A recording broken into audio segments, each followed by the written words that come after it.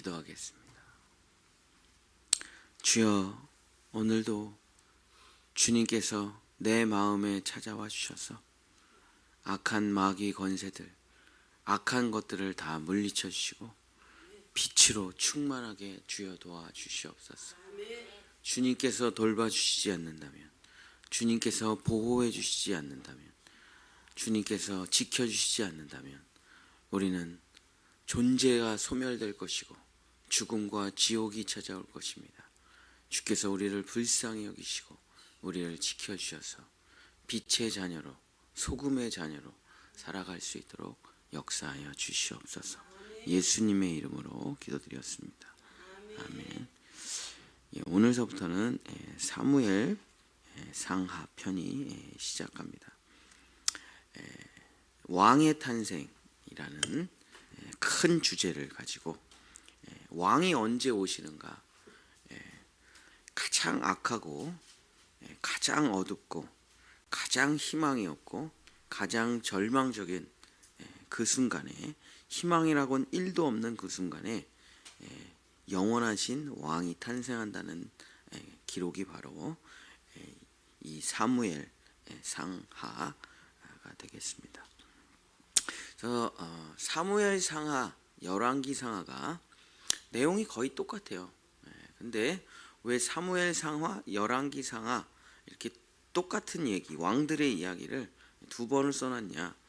사무엘 상하는 하나님의 관점으로 기록되어 있습니다. 그래서 남유다를 중심으로 기록된 게 사무엘 상하고, 열왕기 상하, 역대 상하를 쭉 보면은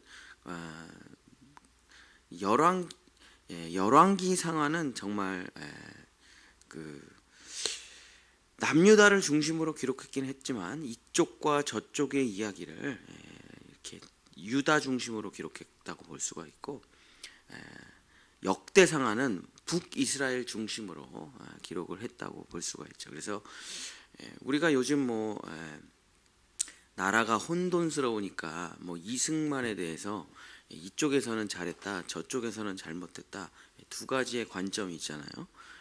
그래서 성경도 남한의 관점이 있고 북이스라엘의 관점이 있습니다. 남유다의 관점이 있고 북이스라엘의 관점이 있는 것이죠. 그래서 이제 사무엘 상하서부터 열왕기 상하, 역대기 상하까지 전부 왕들의 이야기가 쭉 펼쳐지는데, 이제 우리는 남유다를 중심으로 하나님의 구속사적인 관점으로 성경을 쭉 보면서 나아갈 텐데, 핵심 키포인트가 뭐냐면 가장 힘들고 가장 어렵고 가장 고통스러울 때 주님은 우리를 구원하시고 주님은 우리를 데려가신다는 것입니다. 구원이라는 말 자체가, 예를 들어서 강에 어떤 사람이 수영을 잘하고 있는데 저 사람 구원이 필요해, 이렇게 말을 할 리가 없죠, 그죠? 물에 빠져가지고 완전히 죽을 정도가 됐을 때, 허덕 물에 빠져가지고 막 숨을 못 쉬고 그럴 때 우리는 그 사람에게 저 사람은 구원이 필요해 라고 말을 하는 거죠.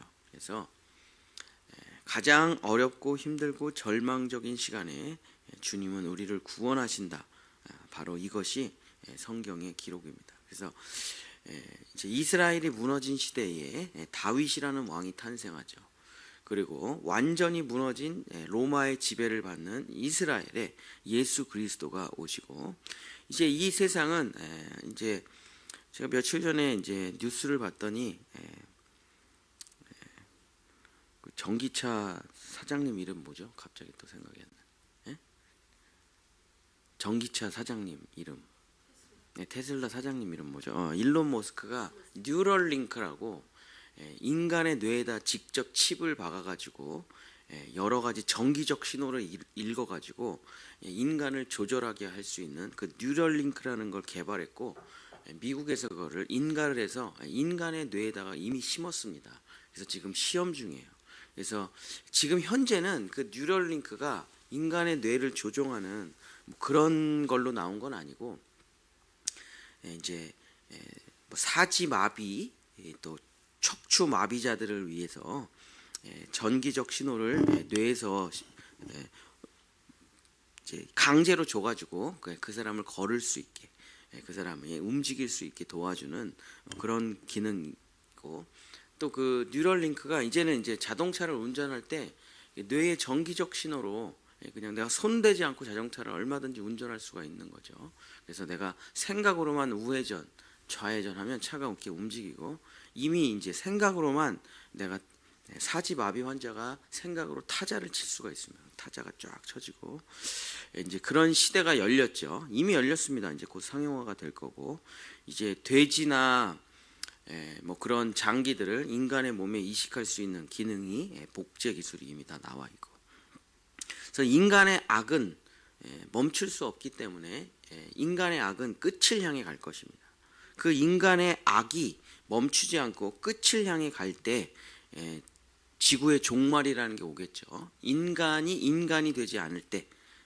그래서 앞으로 지금은 이제 인간의 마음이, 인간의 영은 뭐 아담 타락 이후에 다 망가졌고, 인간의 마음의 타락이 지금 어디까지 와 있냐?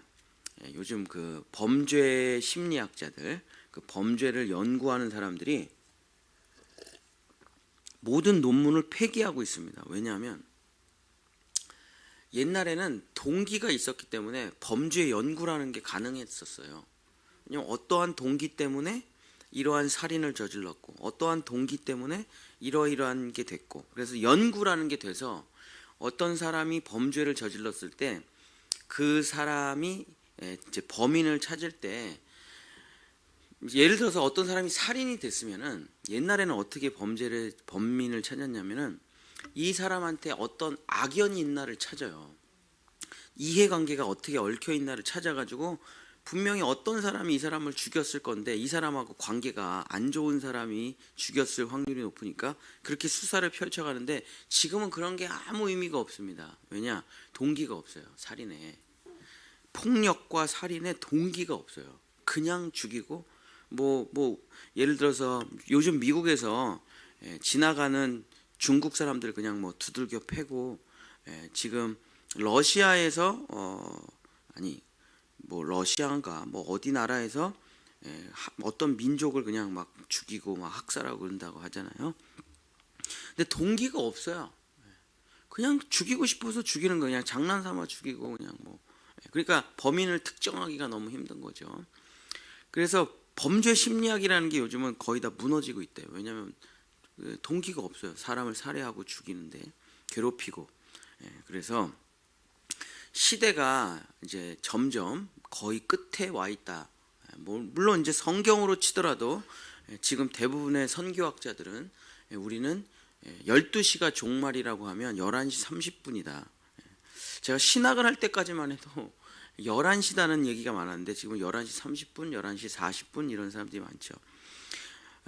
뭐 과학이 워낙에 발달해서 뇌에다가 칩까지 설치해가지고 또 동물의 장기까지 달고 산다고 하면서 마음이 완전히 무너진 사람의 시대가 열릴 텐데, 곧 그들을 인간이라고 부를 수가 있을까요? 하나님의 백성이라고 부를 수가 있을까요? 쉽지는 않겠죠.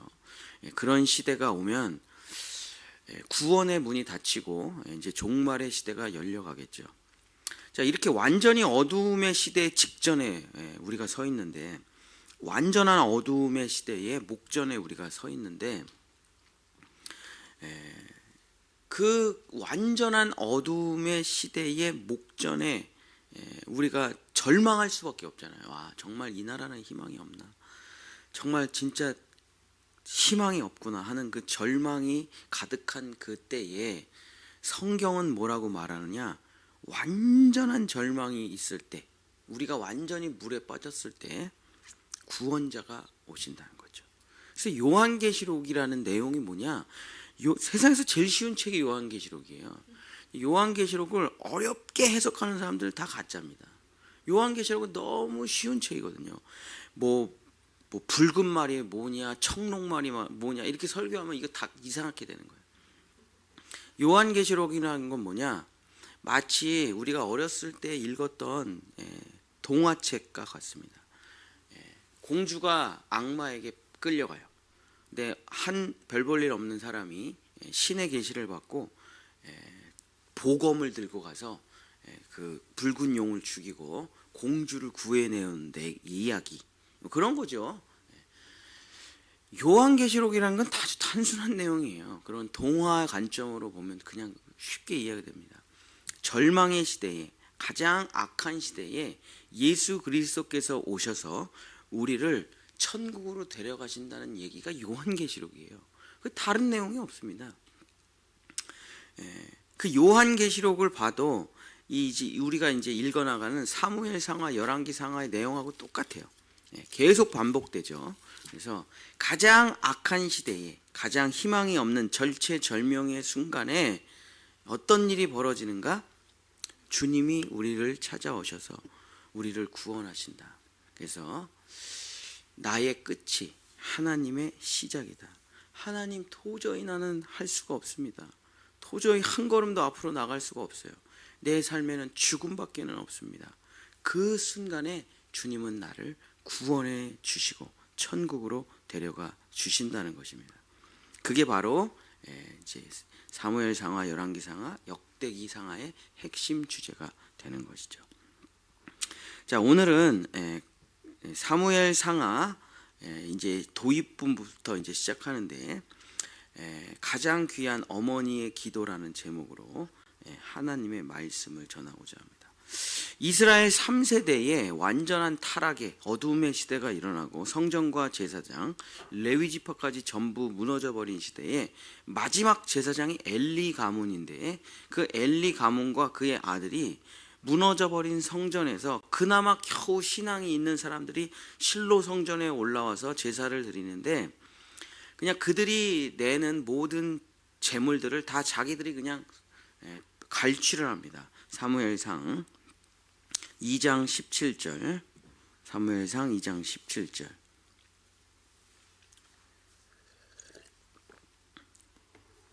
이 소년들의 죄가 여호와 앞에 심히 크면 그들이 여호와의 제사를 멸시함이었더라. 이 엘리의 아들들이 제사를 다 망치고 갖고 오는, 제사를 드리기도 전에 그냥 그 고기를 자기네가 가져가 버려요.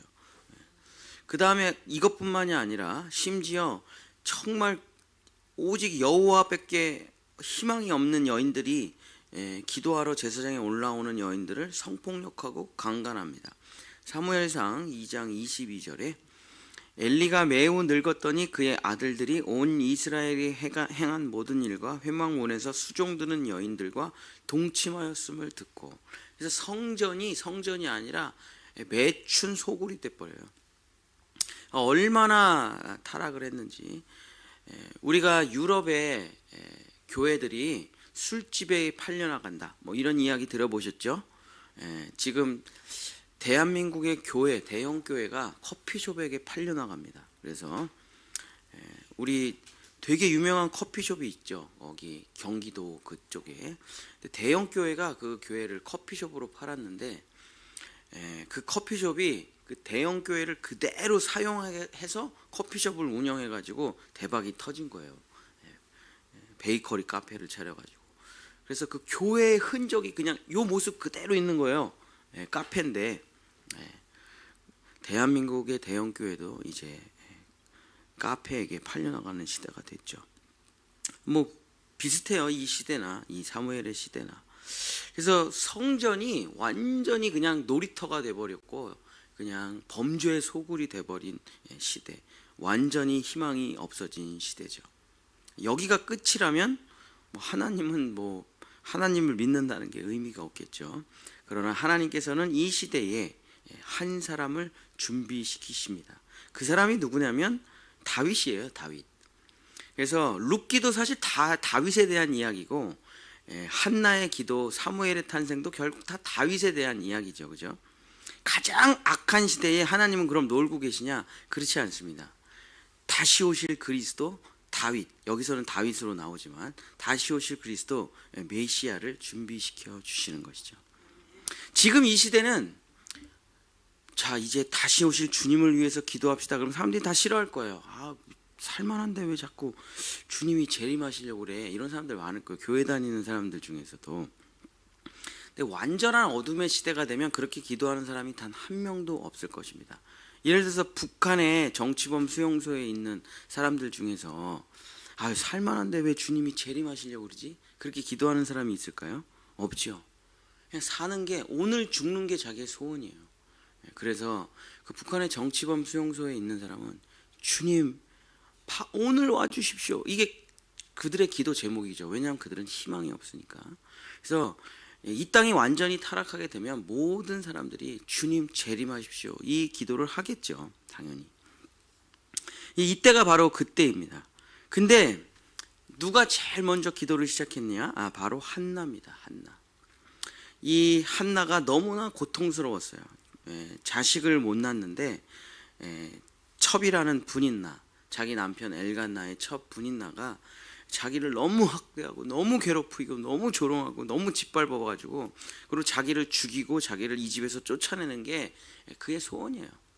그게 얼마나 하루하루가 지옥이었겠습니까? 한나의 마음이. 그래서 한나가 실로의 제사장에 올라가서 아이를 주시면 내가 하나님께 바치겠습니다 라고 간절히 기도를 하고, 하나님께서 그 기도를 들어주시죠. 그리고 태어난 아기가 바로 사무엘이라는 아기입니다. 사무엘이란 하나님의 이름이란 뜻이에요. 사무엘상 1장 26절서부터 28절.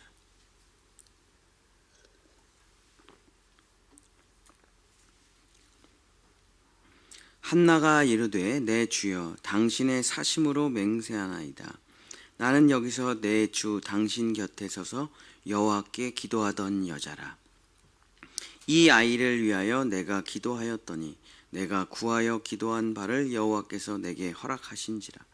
그러므로 나도 그를 여호와께 드리되 그의 평생을 여호와께 드리나이다 하고 그가 거기서 여호와께 경배하니라. 자, 이제 곧 사무엘이 태어날 거고, 그 사무엘의 기름을 통해서 다윗이 탄생할 것입니다. 근데 그 전에 뭐가 있냐면 기도가 있어요. 기도가. 어떤 기도가 있습니까? 어머니의 기도가 있죠. 모든 위대한 인물의 탄생 전에는 반드시 어머니의 기도가 있습니다. 어머니의 기도가 없이 훌륭한 자식이 태어난다는 것은 없어요. 성경 전체를 뒤져보면 어머니의 눈물의 기도 없이 자녀가 잘 되는 일은 없습니다. 그건 불가능해요. 자, 기도가 없이 하나님이 일하십니까? 안 하시죠. 그러면 하나님이 폭력배가 돼요. 우리가 원치도 않았어요.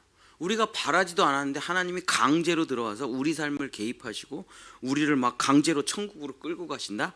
그러면 우리가 천국으로 가는 건 좋은 일이라고 하더라도 그건 폭력이죠. 하나님은 절대로 이렇게 일을 안 하십니다. 하나님이 일을 하실 때는 먼저 뭐가 필요하냐면 우리 마음의 소원이라는 게 필요해요. 우리가 원해야 하나님이 우리 삶에 개입을 할 수가 있습니다. 우리가 원해야 예수님이 우리 안에 들어오실 수가 있어요. 우리가 마음의 문을 열고 예수님을 영접해야 예수님이 들어오시는 거지, 우리가 원치도 않은데 강제로 예수님이 우리의 마음을 비집고 들어오시는 일은 없습니다. 그러기에 가장 중요한 게 뭐가 있습니까? 바로 어머니의 눈물의 기도. 어머니의 눈물의 기도가 없이는 역사는 이루어지지 않는다는 것입니다. 물론 어머니의 눈물의 기도는 보이는 것이 아니에요. 눈에. 다윗이 유명하지 그 다윗의 어머니의 기도는 보이지 않겠죠.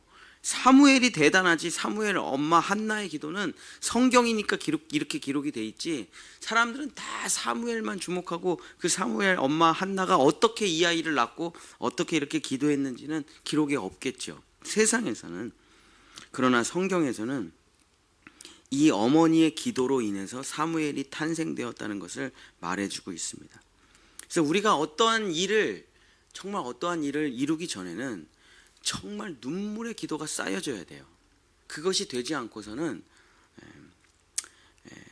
제가 요즘 제일 많이 가슴에 후회하는 게 바로 그건데, 정말 눈물의 기도가 없이 일이 진행되면 다 일이 틀어지게 돼 있습니다. 다 일이 어그러지게 돼 있어요. 눈물의 기도가 있어야 진정한 하나님의 역사가 나타난다는 것입니다. 자, 어머니의 기도도 대단해요. 근데 이 한나가 얼마나 믿음이 대단한지 제가 지금 앞에 엘리 가문에 대한 이야기를 읽었습니다. 세상이 다 알아요.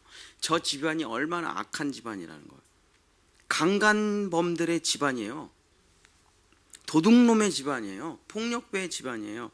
거기에 여러분이 그렇게 아끼던 그 귀한 아들을 평생 그들의 노예로 보낼 수 있겠습니까?